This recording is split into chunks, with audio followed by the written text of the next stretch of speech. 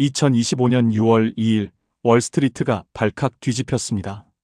시가총액 10억 달러도 안 되는 작은 회사가 AI 클라우드 기업 코어위브와 15년간 70억 달러 계약을 맺었다는 소식 때문이었죠. 더 충격적인 건 4개월 후인 10월 22일, 이번엔 정체불명의 하이퍼스케일러와 또 15년 50억 달러 계약을 발표한 겁니다. 합치면 120억 달러, 한화 160조 원. 비트코인 채굴장 임대나 하던 회사가 어떻게 빅테크의 AI 인프라 파트너가 된 걸까요? 어플라이드 디지털, 티커 APLD. 2022년 11월 17일까지는 어플라이드 블록체인이라는 이름으로 불렸던 이 회사는 원래 단순한 비즈니스를 했습니다. 전력과 공간을 확보해서 비트코인 채굴업자들에게 빌려주는 것.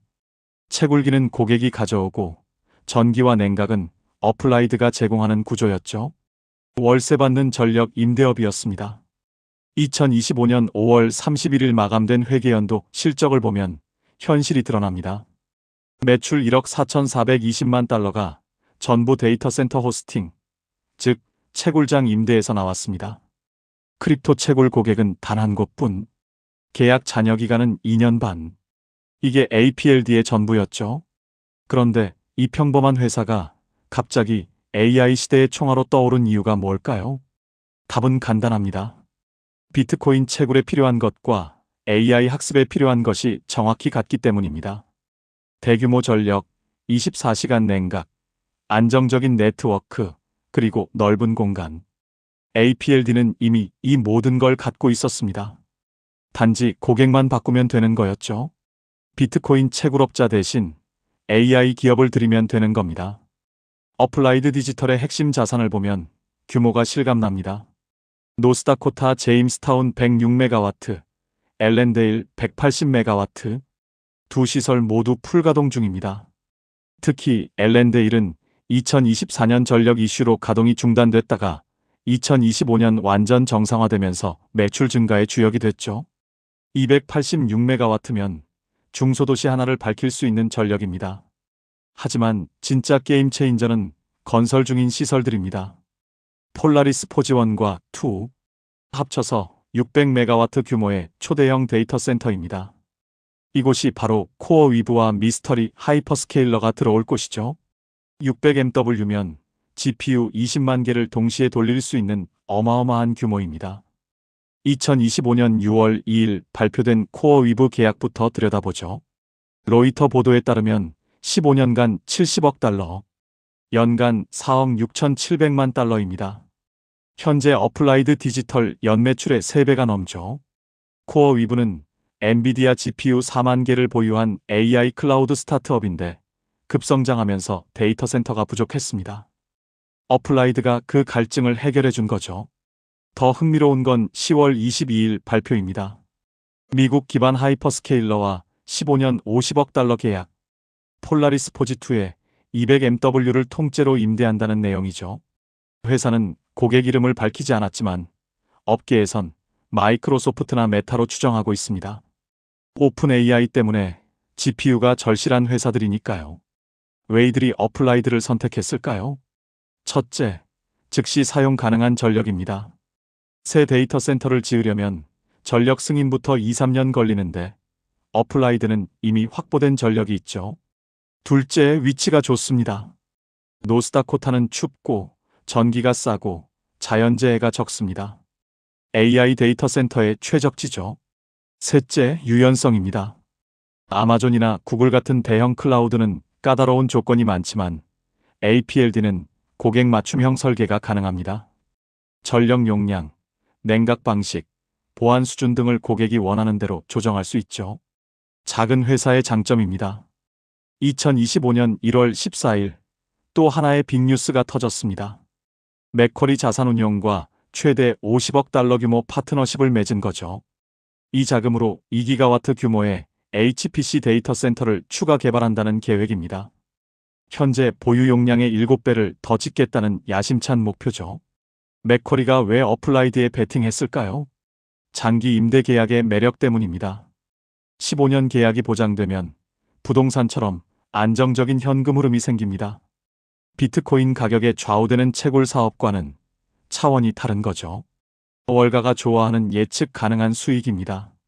실제로 어플라이드는 사업 구조를 완전히 바꾸고 있습니다. 2025년 위임장에서 클라우드 서비스 사업에 대한 전략적 대안을 검토한다고 밝혔죠. 쉽게 말해 팔거나 접을 수 있다는 의미입니다. 대신 데이터 센터 호스팅, 즉 전력 부동산 사업에 올인하겠다는 신호죠. 하지만 리스크도 명확합니다. 첫째, 고객 집중도가 너무 높습니다. 크립토 고객 한 곳, AI 고객 두세 곳이 전부입니다. 한 곳이라도 계약을 해지하면 타격이 큽니다. 둘째, 선투자 부담이 큽니다.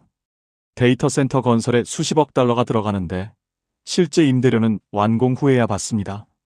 셋째, 실행 리스크입니다. 전력 확보, 건설 허가, 공사 지연, 장비 수급 등 변수가 많습니다. 하나라도 꼬이면 계약을 이행하지 못할 수 있죠. 실제로 2024년 엘렌데일 전력 이슈처럼 예상치 못한 문제가 터질 수 있습니다. 경쟁도 치열합니다.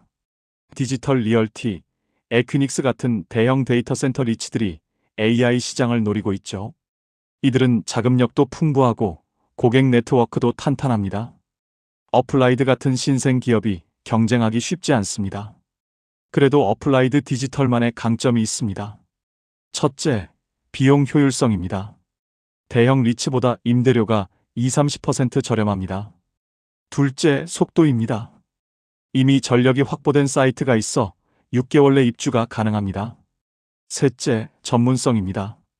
24시간 무중단 운영 노하우가 AI 운영에 그대로 적용됩니다. 2025년 12월 현재 어플라이드 주가는 20-30달러 사이를 오가고 있습니다. 2021년 상장 당시 최고가 15달러를 넘어섰죠. 시가총액은 약 65억 달러, 120억 달러 계약 규모를 생각하면 저평가라는 의견이 많습니다. 월가의 평가는 긍정적입니다. AI 인프라의 숨은 보석이라는 평가가 나옵니다.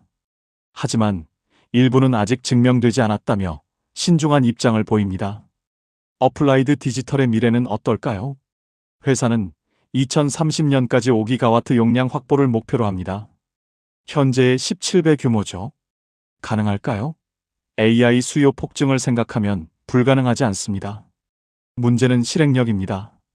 흥미로운 점은 어플라이드의 비즈니스 모델이 전력 리츠와 비슷하다는 겁니다.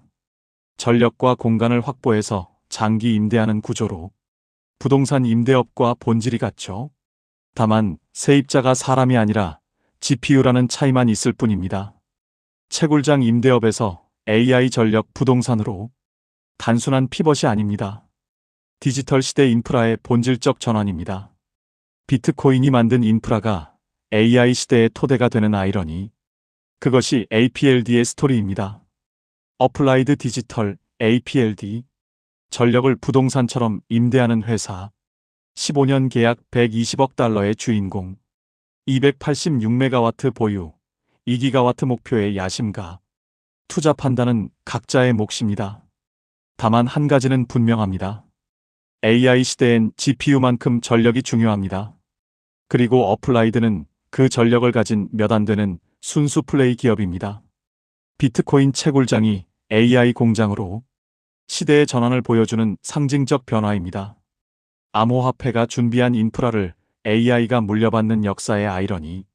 성공한다면 새로운 유형의 인프라 기업이 탄생하는 거고, 실패한다면 또 하나의 버블 스토리가 되겠죠. 2026년이 분수령입니다.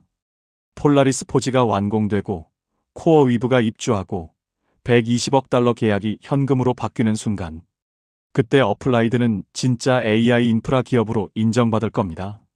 아니면 여전히 채굴장 임대업으로 남을 수도 있고요.